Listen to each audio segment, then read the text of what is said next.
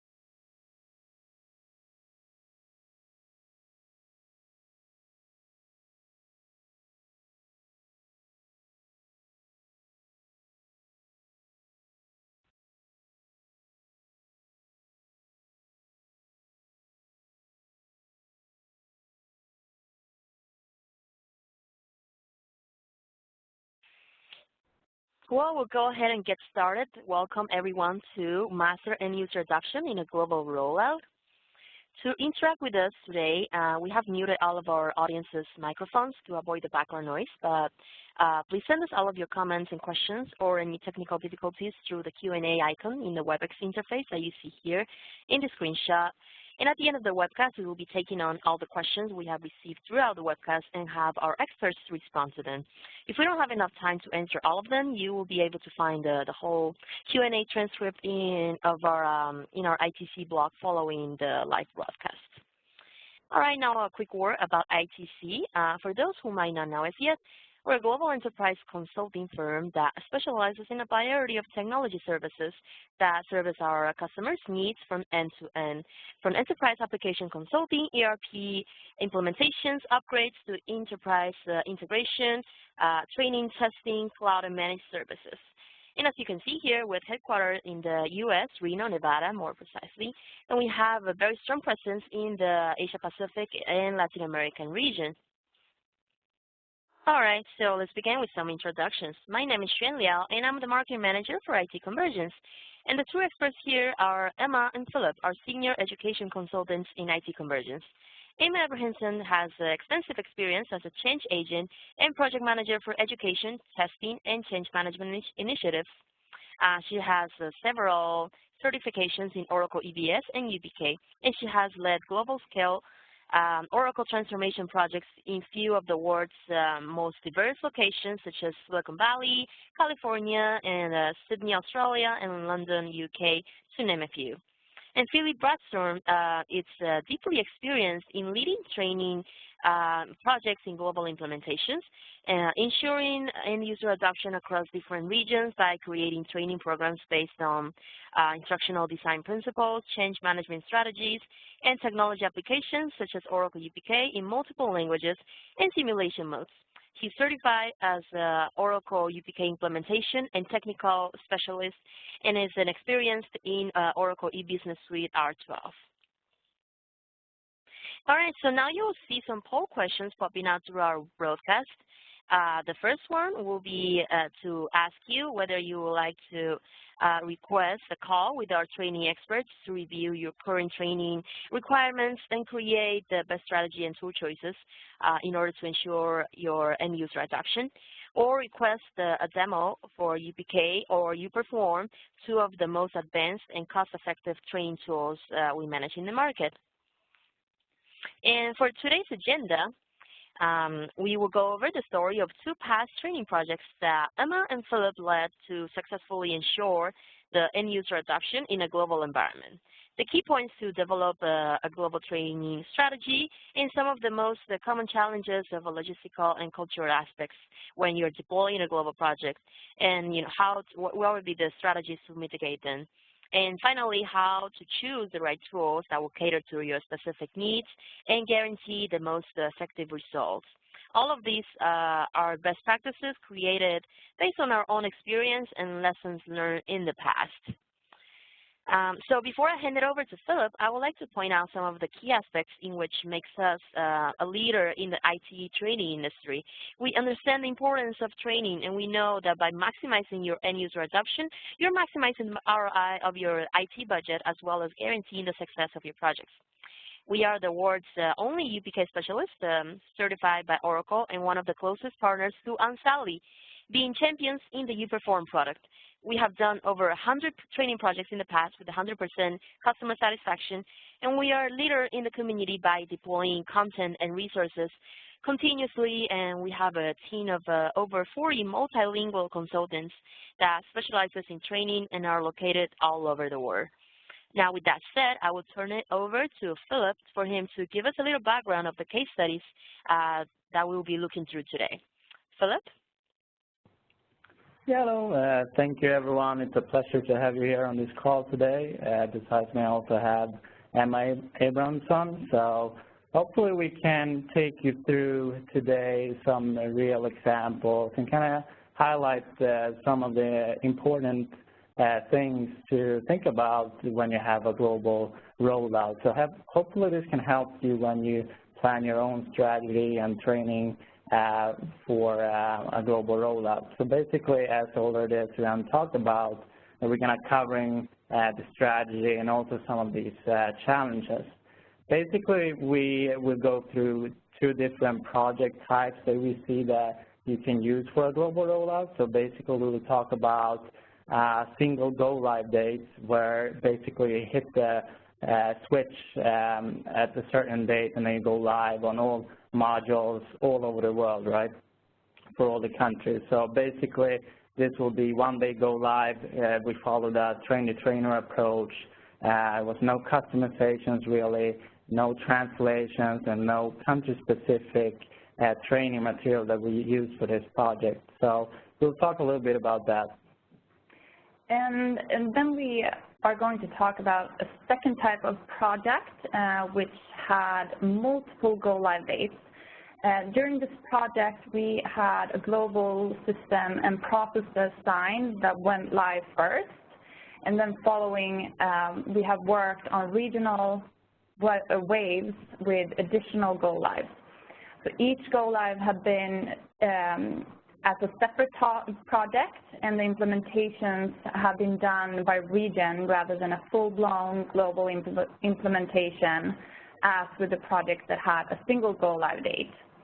So this project has taken several years, and it's actually not completed yet. In this kind of project structure, we have had the same trainers and facilitators move from project to project following the regional wave implementations. And in this way, we have had training experts working to create the training material specific for the region with both localized and translated content. The trainers have also facilitated training in multiple phases up until the go live. For example, ahead of user acceptance testing and prior to the production go live. The training has been done with an instructor-led approach rather than train the trainer because it has been a smaller, more manageable group of users trained. Next slide, please. Next slide, please.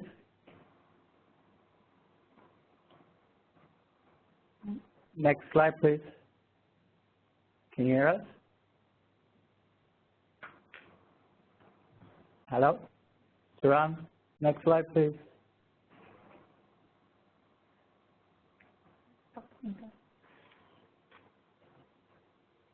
Oh.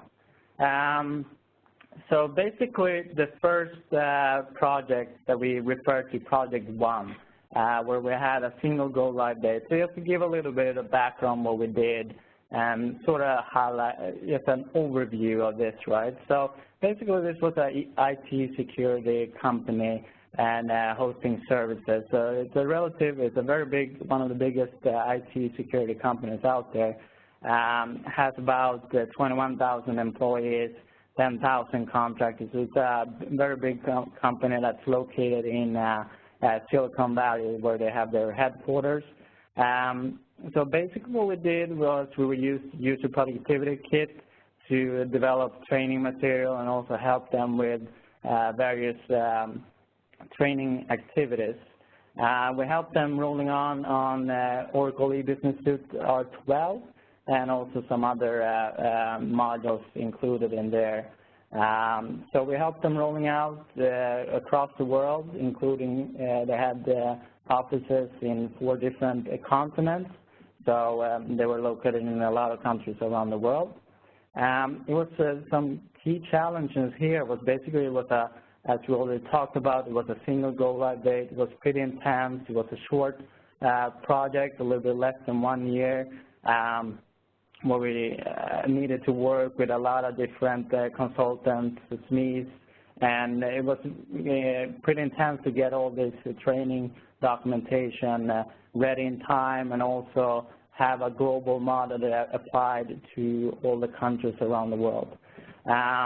So that's basically, at the end of the day, we had a really successful project. Next slide, please.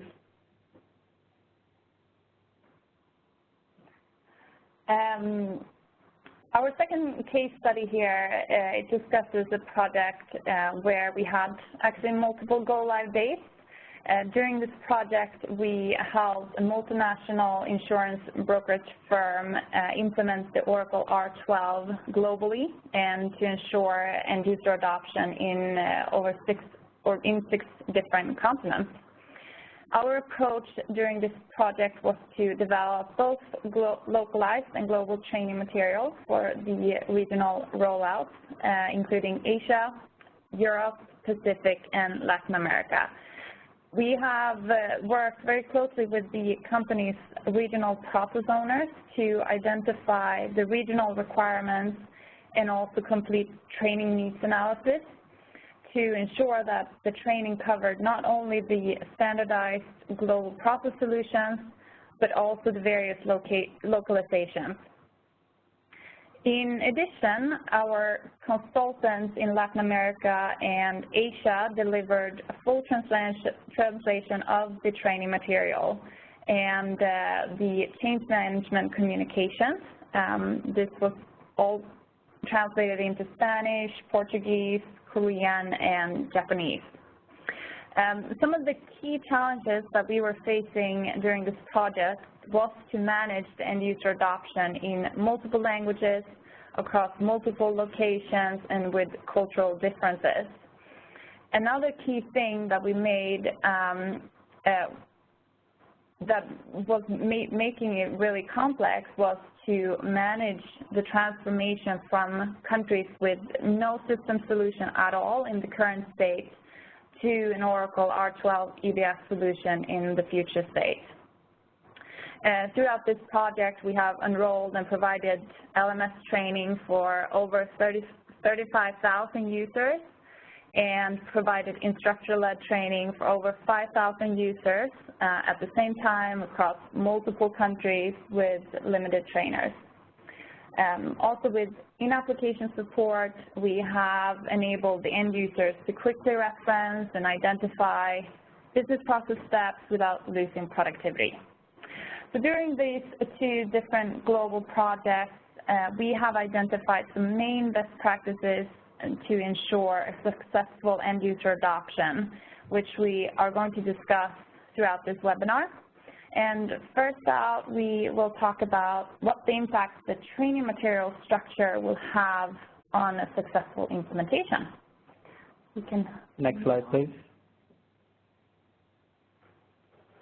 So basically, when we talk about a global layout, so when you're structuring your training content in a global perspective, what do we think about? Basically, we believe they should be generic, basic, they should be relatively short, no localized details, and no translations.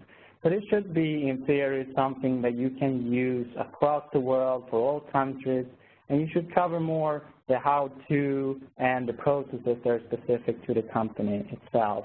Not perhaps scenario-based information. So you shouldn't try to include very specific details of entering an invoice in, for example, Belgium with certain tax codes and transaction types. it should be more how you're actually entering the invoice itself, with included in the processes that are applicable to the company.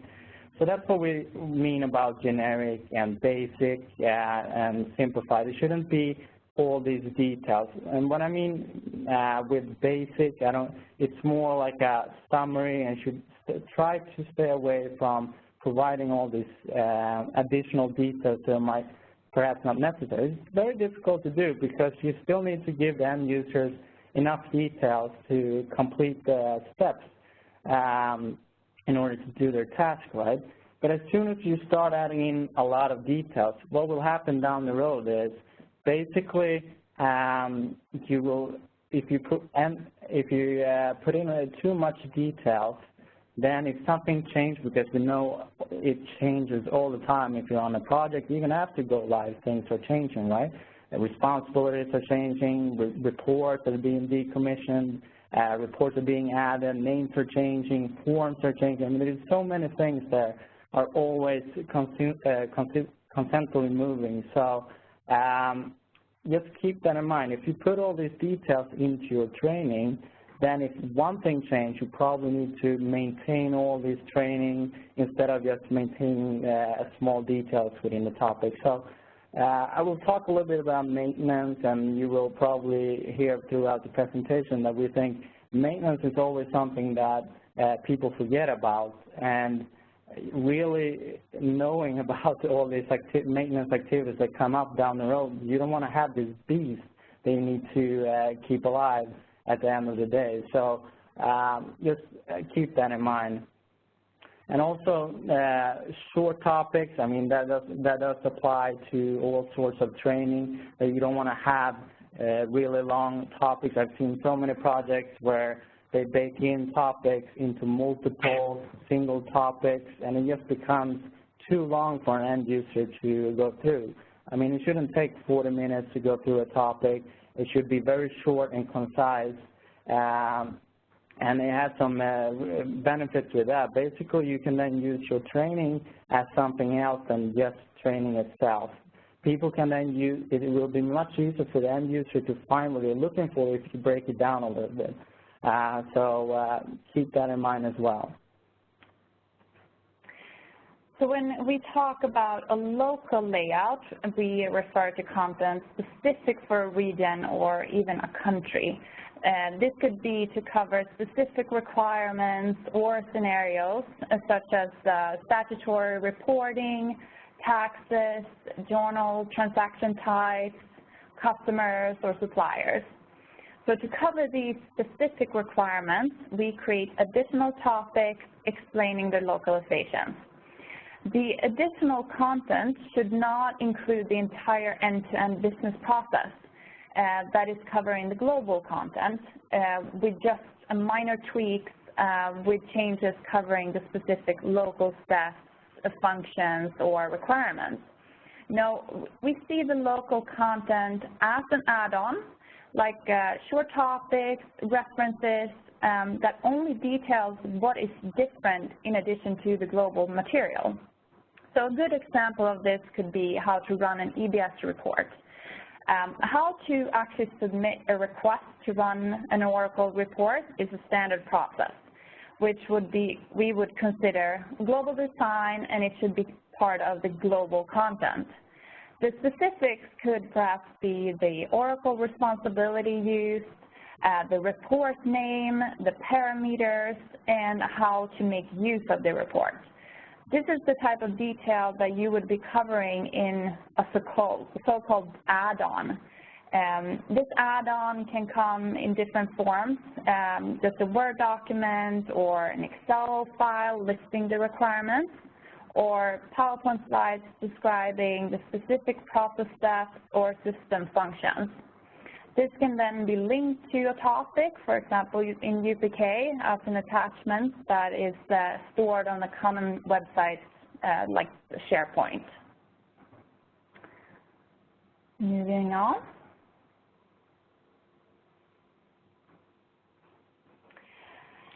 So when it comes to translations, of the training content, I think we all can agree that it's great and extremely important, especially for companies that are located in countries where English isn't commonly used or well understood.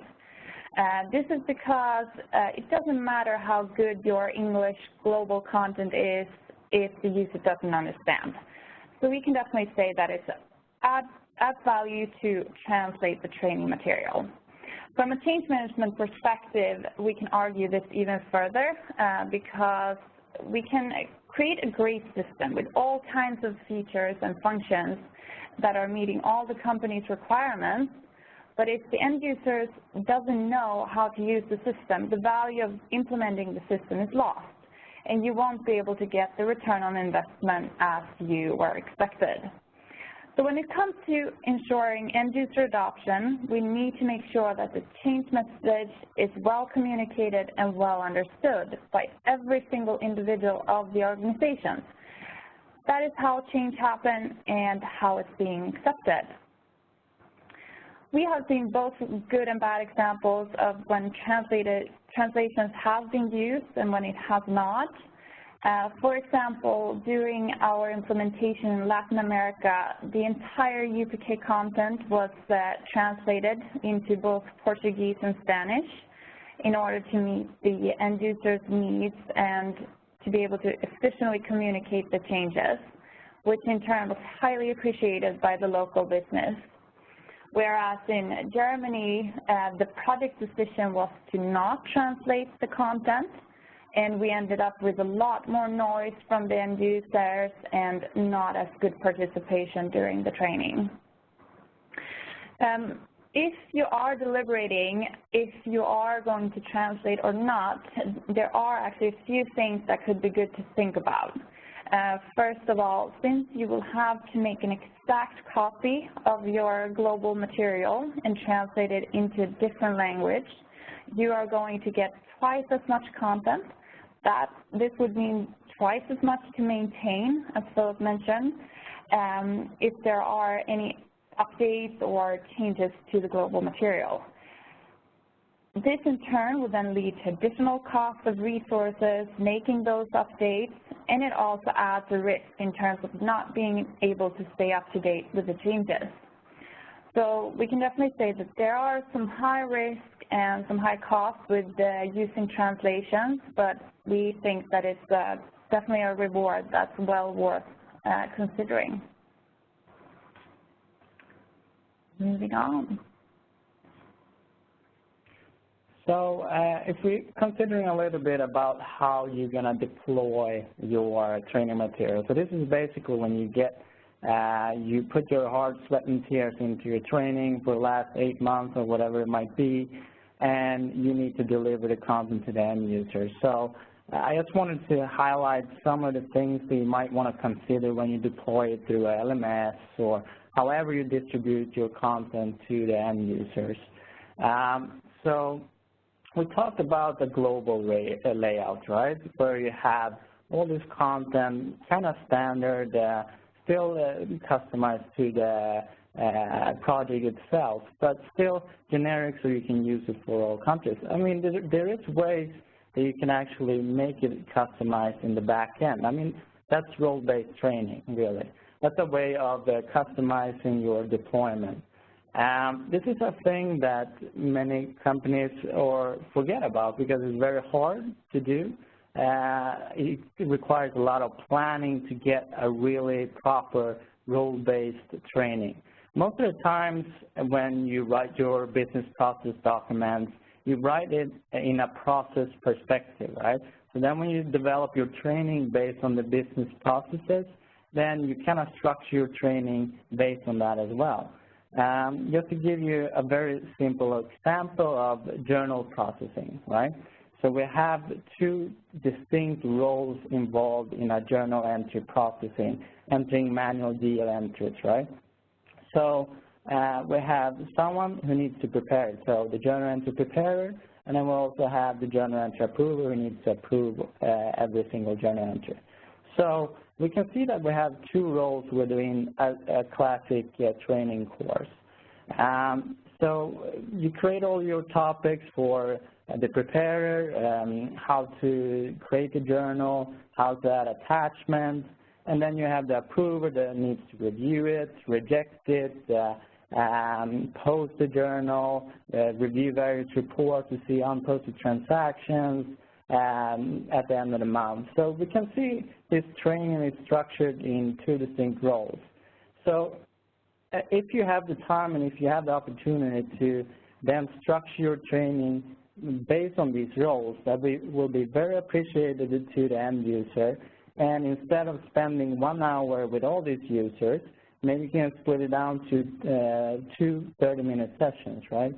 So if you can focus your training on what the actual end users are going to complete in the system itself, I mean, it will be very valuable at the end of the day.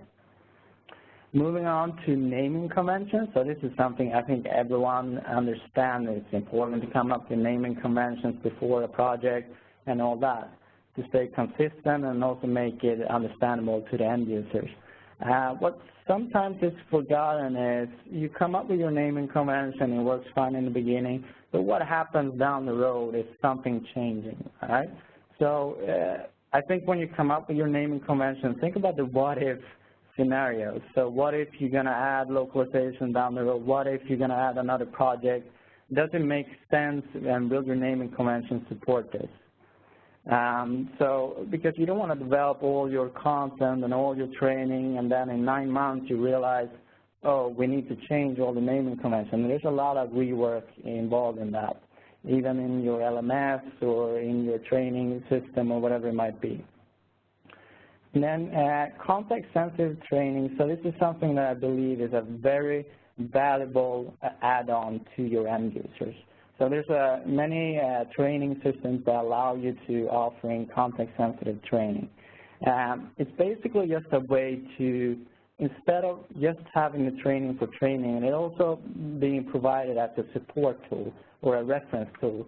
So the end user are feeling more comfortable when they're in the system. Basically, you can just go in the system. When they run into trouble, they can click a help, and then you get the material that relates to whatever trouble they're facing at that time. Instead of just calling help desk or sending an email to your manager and sending an email to or talking to the person next to you. So this just allows some confidence in your deployment method and your end users that will increase the user adoption, right? And then we also talk about tracking and incentive programs. So tracking and reporting of your training and how your users are progressing through all these training material is basically something that sometimes are many clients and companies they know they need to do it, but it's kind of left outside a little bit in the gray area. I mean, it's very important to understand how your users are using the training, not only because you need to be able to probably offer some incentives programs. I mean, I've seen when companies leave this as optional, so all the mandatory training as instructor-led training, of course, they track that, and then they leave a little bit the e-learning system or your training portal a little bit optional so the users can come in there as is. But it's really important to see and understand how your users are ready for actually going live and how familiar they are with the message, because when you're on a project, it's usually a message involved in that. It's a change, and all that wants to be communicated to the end user, and you want to be able to understand if they review the training or not. And again, then you can offer something, if you understand they completed a training, you can offer something like incentives programs. It could be something simple like sending an email, congratulations, you completed this training, or it could be something like you get points towards a day off or something. So I believe incentives programs are extremely important, because otherwise I think it's hard to get people to really take advantage of all this e-learning that's been developed for them. And it's actually kind of shocking to see if you don't track and monitor it on a daily basis, or if you don't monitor it accordingly, you can see really how little people are using the e-learning system. So I think it's important to keep this in mind. To tie everything together, me and Emma talked about just this development global training strategy. So it all kind of ties in together. So structure, maintenance, and user adoption. I mean, if you have a good structure, you don't have to maintain it, and you will be ready to give really good quality training, and your end users will be ready for the go live, and then you will increase the user adoption. So we think all these kind of tie together. And maintenance, again, I will just give another example, is if you don't take this sort of seriously, right, with the maintenance, then your end users will go in and review the training, and they will see that it's not up to date. They will see that there are mistakes. They will see that things are wrong, and they will just lose the confidence in the training they put together. So we think that's the things that we want to highlight from this section. So next slide, please.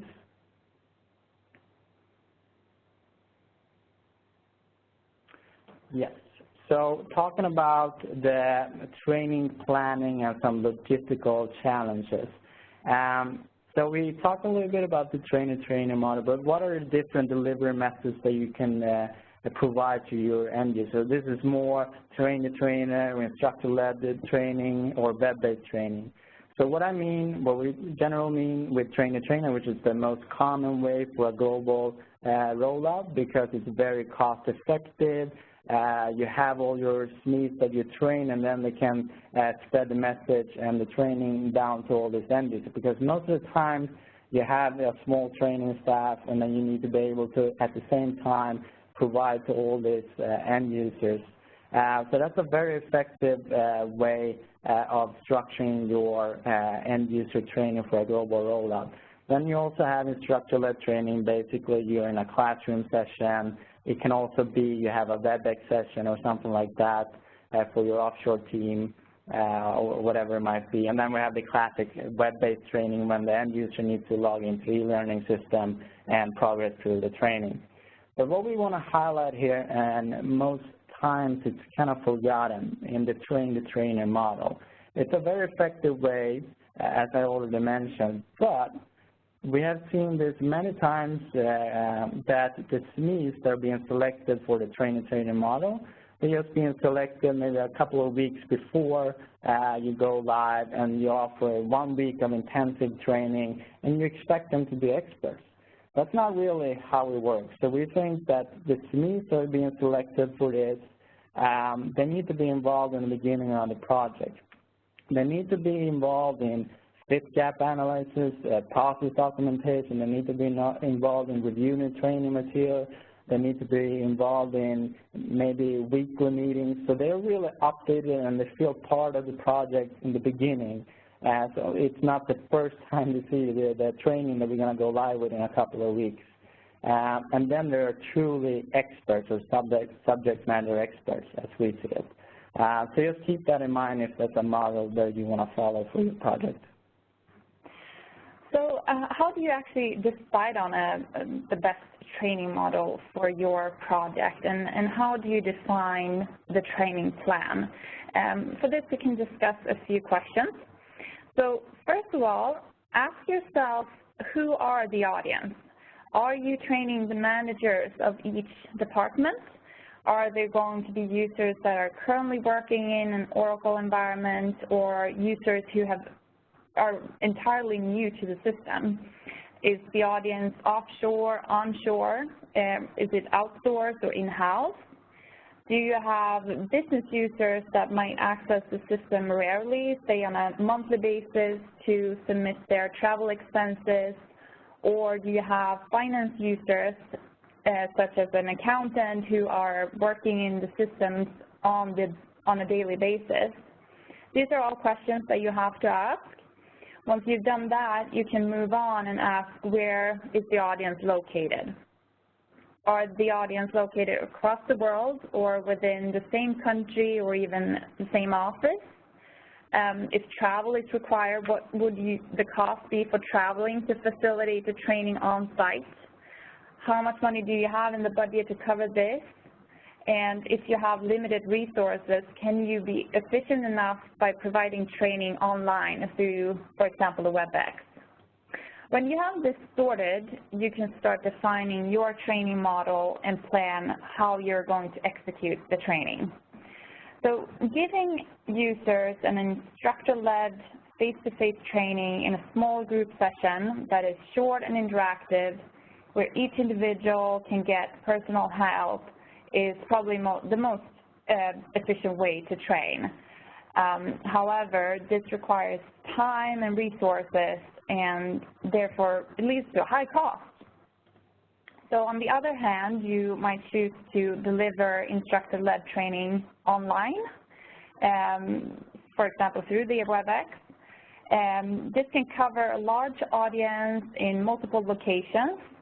So this is very cost-effective, but difficult to manage since you can't tell by the audience impression if you are being efficient or not.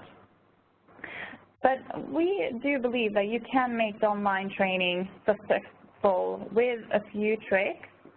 So before you conduct a session, you should ensure that there are some training courses available through a learning management system, for example, Knowledge Center. The attendees of the online training session should have some background knowledge prior to the training, either because they have prior system knowledge or they have taken a course. And as Philip was talking about earlier, you should not be afraid to make the web-based training a requirement, but ensure that you just have a good incentive program in place. In this way, when you deliver the online training, you are more likely to get more interaction.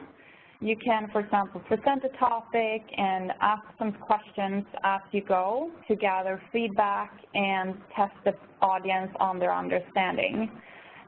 If you realize that the message you want to communicate is not understood, you can easily adopt and emphasize some key points.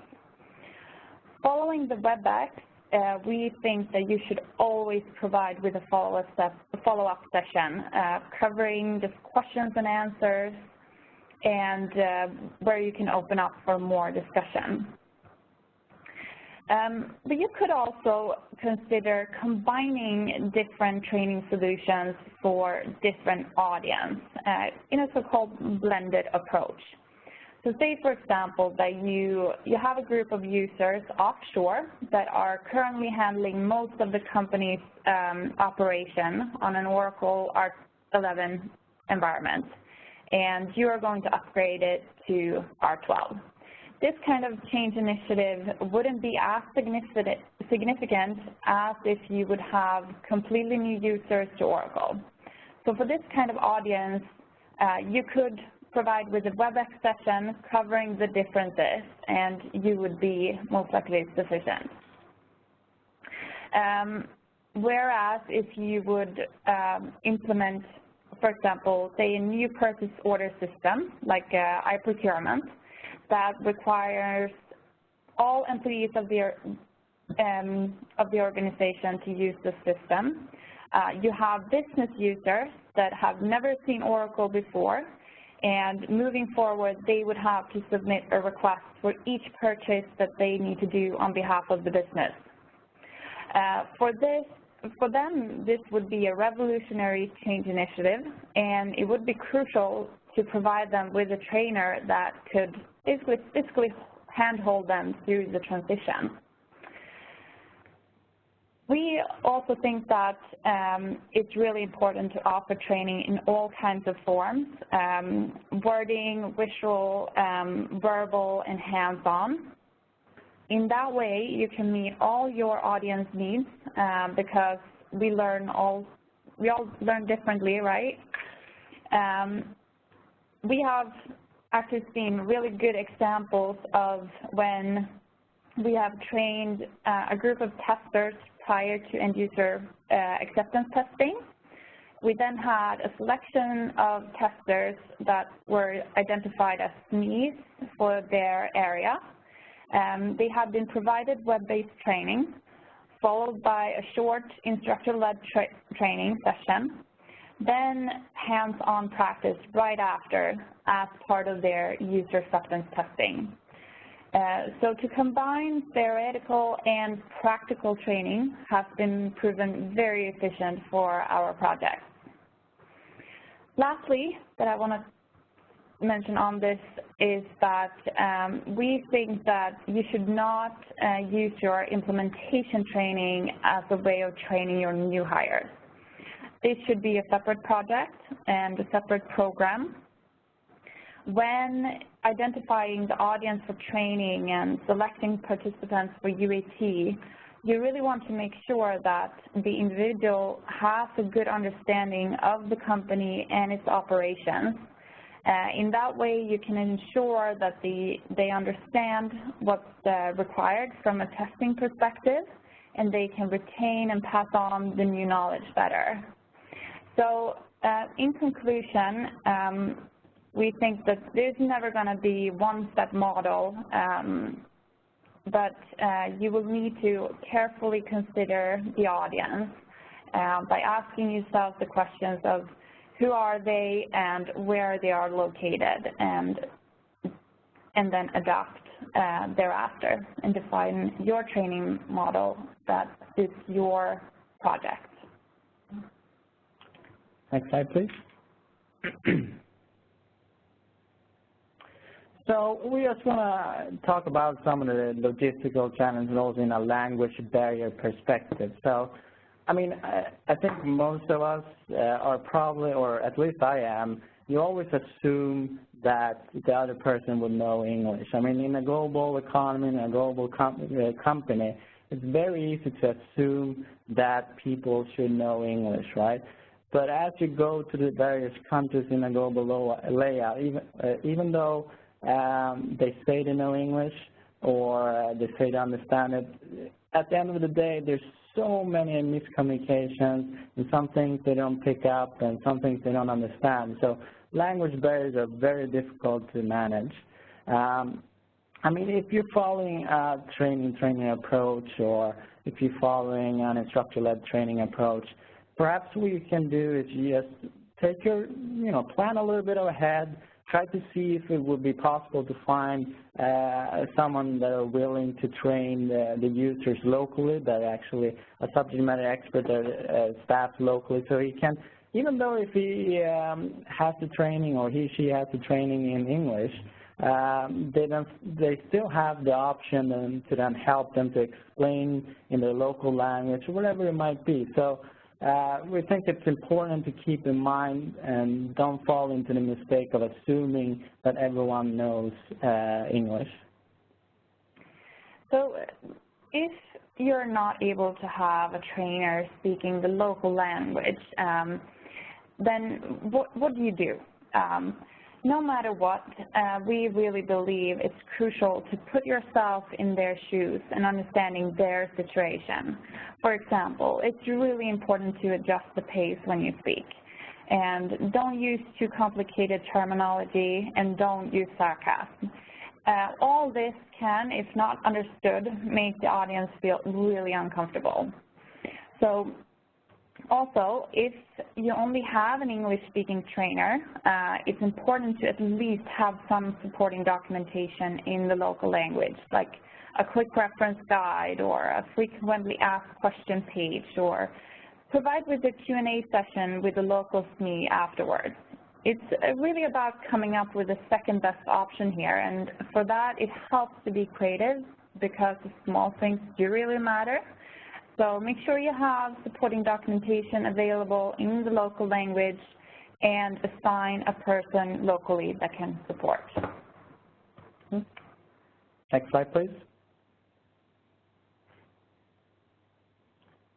So just talking about the cultural challenges. So this is something you can have domestically, you can have them around specifically in the countries itself.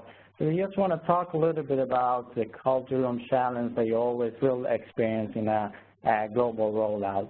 I mean, just talking, for example, about, when we did training in Italy, France, Spain, they had a lot of emotions, opinions, they were not very structured, And if they didn't understand you, they kind of shut down a little bit and they didn't take responsibility. They needed to know it. I mean, just to compare to Germany or Western Europe, they were completely opposite, extremely structured, but they wanted their way or the highway, really. And Nordics were very easygoing, takes responsibility, but they're very pessimistic to change.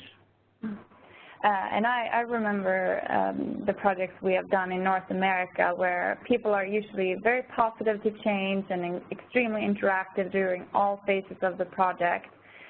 They like to talk and make their voice heard, but with this comes some drawbacks. For example, sometimes it's a lot of talking but not so much doing, and if they do have an opinion, they make sure everybody hears about it. So when it comes to communicating change messages, it can be really efficient if they agree to your change initiative, but dangerous if they don't.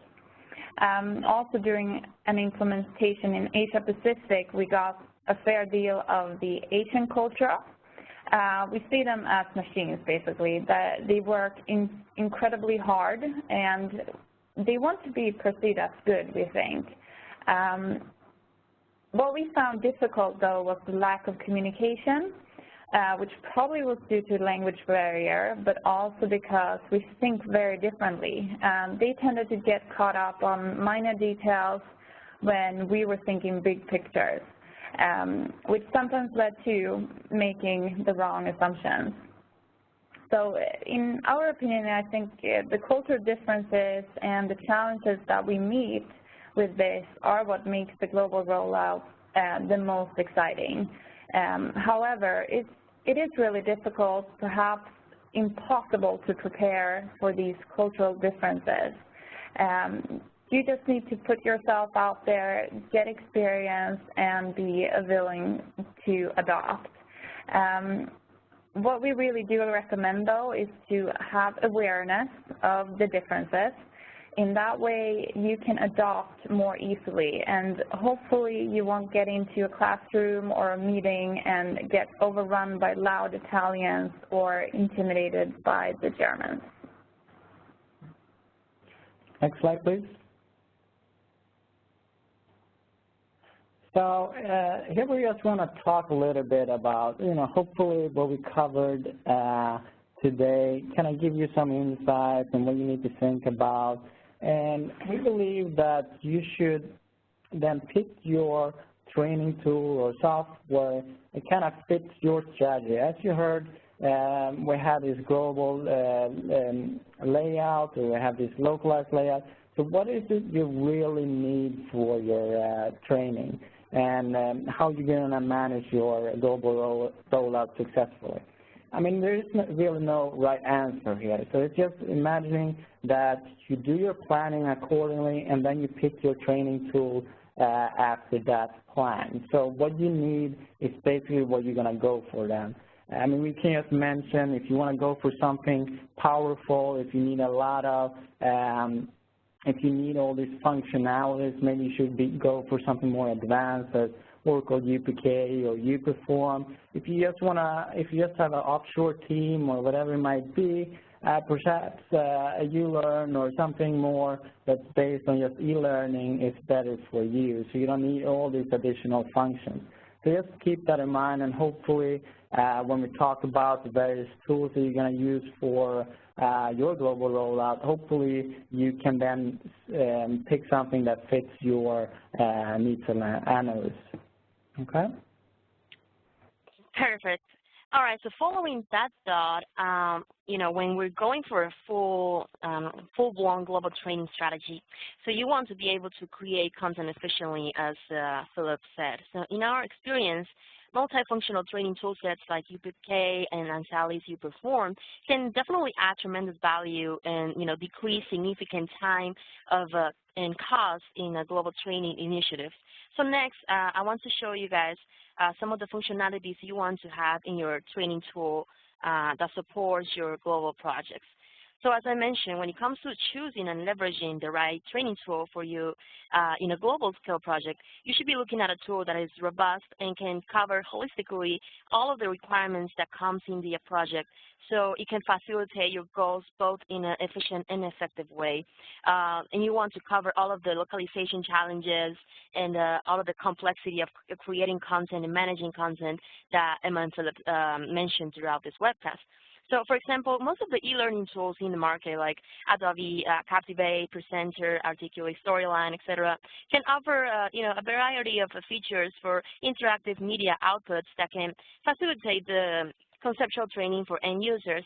But when it comes to technology applications or transactional training, these e-learning tools won't be that much helpful since they don't come with the specific cloning technologies to capture the navigational steps and provide outputs that enable, the simulations and the transactional user guidance throughout specific enterprise application steps like using Oracle EBS, SAP, or Salesforce, as well as the ability to provide the in-application self-service guidance for the users to not depend much on the help desk calls or IT support directly. And this way you can decrease significantly the cost of user adoption and increase the ROI subsequently. So that's why, nowadays training managers should be looking at a tool that can cater to both e-learning and the technical training aspects to centralize all of these efforts in one tool set. So by the time you have an upgrade of any application you created training content for, you can just change the one thing that had any changes in the features of the enterprise application instead of going through different tools to update all of this content and then go back and publish it again. So in our call to action today, we will be offering the demos for this more advanced tools like Oracle UPK and Ansali Perform, both extremely strong tools that can actually cover holistically all of the aspects that I will mention next. So, based on our past experience, we have collected these key points to consider when choosing an advanced training tool, and both of which UPK and UPerform can definitely cater to. So first is support all the phases of a global implementation. So when choosing a tool, you should definitely think about, is this tool is going to add value in all of the stages throughout your project lifecycle. So you can have a one-stop shop of functionalities and add value to each of the stage from blueprinting or planning the design of the and designing the curriculum, develop the content, deliver the content, assess, track, and trace, report, and provide sort of an ongoing support that users can leverage continuously after the go live. Also, you want to have a tool that can ensure a secure content management methodology. So, for example, you can have basically the three roles, right? The subject matter experts of the applications that can create the content for you, and then this content gets passed to the project manager, then it gets distributed to all of the end users that can then later submit the feedback back to the authors and the managers of the content. So you want to have a tool that can allow you to have version control, visualize the workflow, and it gives you a task management or batch operations for publishing, and collaborative environment for multiple users or content authors to manage and change the versions. And then you can actually also use the tool to support a diverse or a dispersed user population.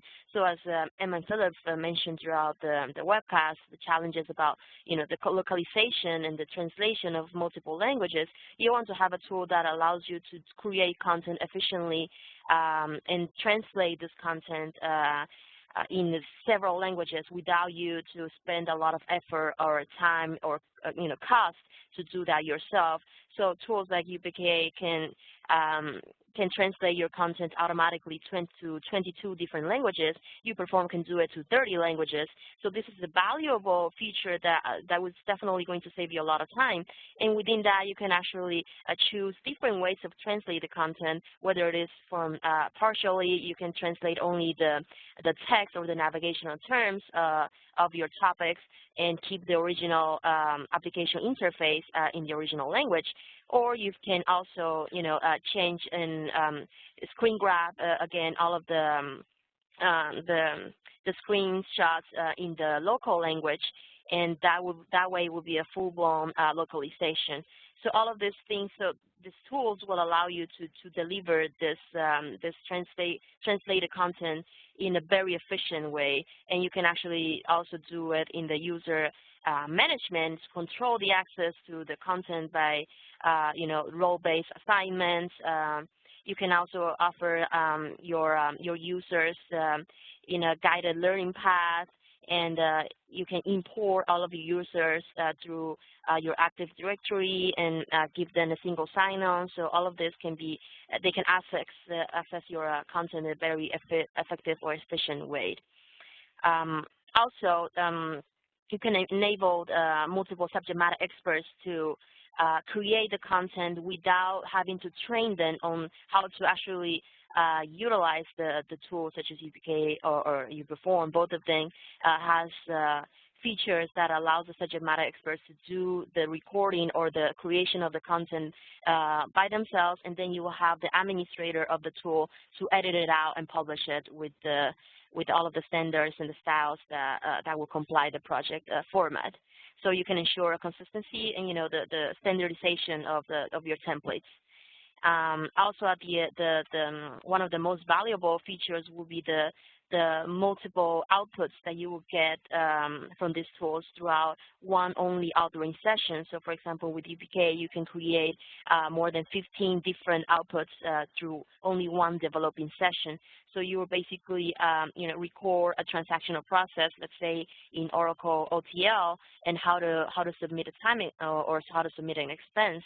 And then after you edit it out in the tool, you can publish this in several different outputs, such as Word documents, user manuals, instructor manuals, SOP, standard operation procedure documents, e-learning courses, classroom or virtual training materials, and different simulation courses that can cater to different adult learning styles.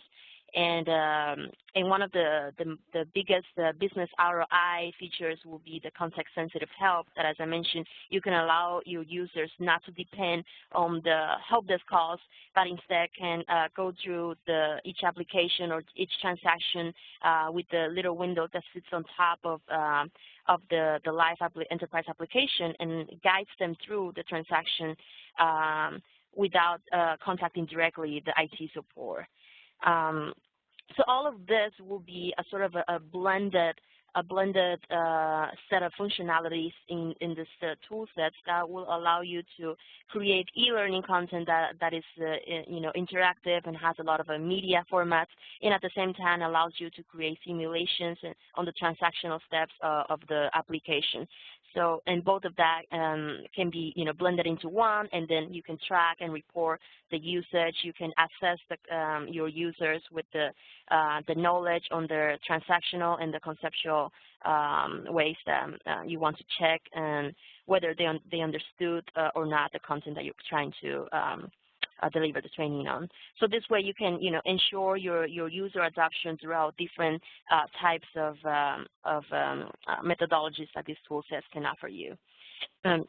So, IT Convergence will be a great partner in this case for you guys to actually take advantage and leverage and understand what are exactly all of these tools functionalities, how you can make the most out of this tool set, out of your IT investment, and ensure that all of your users around the world in different regions can actually take advantage of your products. So that being said, you have a poll question that will be offering you whether you want to have a call with the training experts, or if you would like a demo of UPK or UPerform, or actually go for a training needs analysis if it's needed. So you can go ahead and click in the poll question. And now I know we're at the top of the hour, so I want to give 5 minutes for the Q&A. I see some questions that have been submitted by our audience. The first one is from Daniel. It says, how have you been managing the communication strategy for a global rollout to ensure successful end-user adoption? Emma and Philip, would you want to take this? Yeah, I can take that question. So for the projects that we have worked on, they have been so large, actually, that the whole communication strategy has been managed by a separate project team, or a different team within the change management side of the project. And so we haven't been that much involved in this, but what we have seen or learned from our projects is that it's extremely important to have the communication go out with the right timing and in different kinds of media. So you cannot only send an email message out to all your users. That's not going to be that efficient. You should use other medias as well, like you might want to put up flyers in the office, or you might want to hold a town hall where the CFO or the controllers of the company is coming in to talk to the users. So it's really about having that stakeholder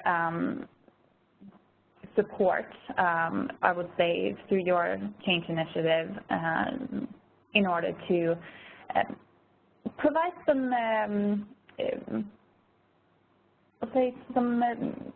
support, prove the importance of the project, and that's what comes from the higher management. I mean, we have really seen the difference when a CFO or someone really steps in and highlight how important the training initiative is. Otherwise, maybe sometimes it can be left as, oh, really, do I have to do the training? But if someone really steps in higher up and back you up in the training initiative, we can really see the difference in that. All right. So the next question is from Sam. Regarding the training reporting, what would you suggest report on, and how should it be managed?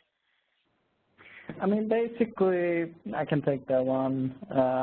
Reporting is, I mean, it's a very personal thing, right? So you can use the reporting tools that are being delivered from your training system that you decide to utilize, UPK, ULearn, or whatever it might be. So they have these standard reports that are in function. I mean, it's very personal. I mean, when I go back to reporting, everyone wants their own way, and you want to kind of highlight your own things, and it's very personal reporting. At the end of the day, I think you have to think about a structure that makes sense to you and what you want to accomplish. So you don't just want to report on all sorts of unimportant information, like how often are they doing this and how often are they doing that. Maybe you should focus on the basics and focus on that and what you really want to accomplish with your reporting, and that might be very sufficient for your project itself. I mean, personally, you know, we have on the project we've been on now, we did a little bit of customized reporting. We went in directly to the server and pulled out the data to Excel to do our own reporting and do our own SQL queries. But, I mean, it's very personal, but think about the basics and what you want to accomplish with the reporting itself, and then I think you will be accomplish a lot. All right, excellent.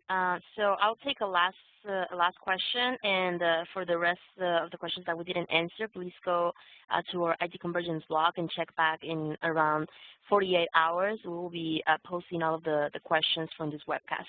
So the last question will be, how did you personally prepare and manage all the language and cultural differences among the countries for your global rollout? Well, like we said, it's really difficult, but throughout the project, we interact a lot with the countries before we go out and meet them, especially when it comes to, gathering requirements for business processes, but also for training logistics.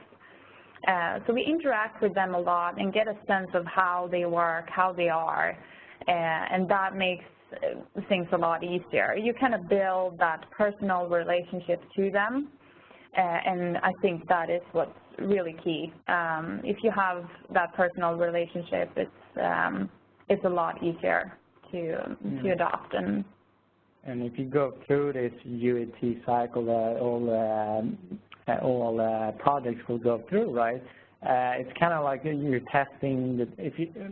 Sometimes UAT training are not offered, right? But if you have this opportunity to go through UAT training as well, you will get a sense of feeling, and it's kind of like a way of practice what you will provide to all the end users later on as well.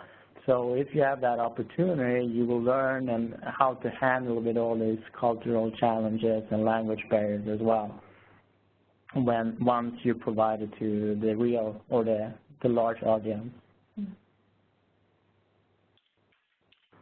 All right, so now we have reached to the end of the presentation. Thank you, Emma and Philip. That was a great presentation.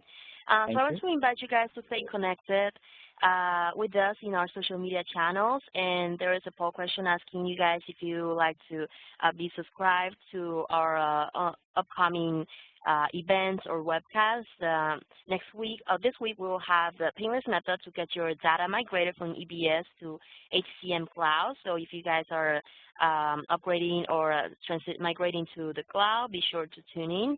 Also, we will have next week choosing a remote DBA service provider. And so you can go to our website and register for all of the upcoming webcasts. That being said, I want to thank you all for coming to this webcast, and see you in the next occasion. Have a good day. Thank you, everyone.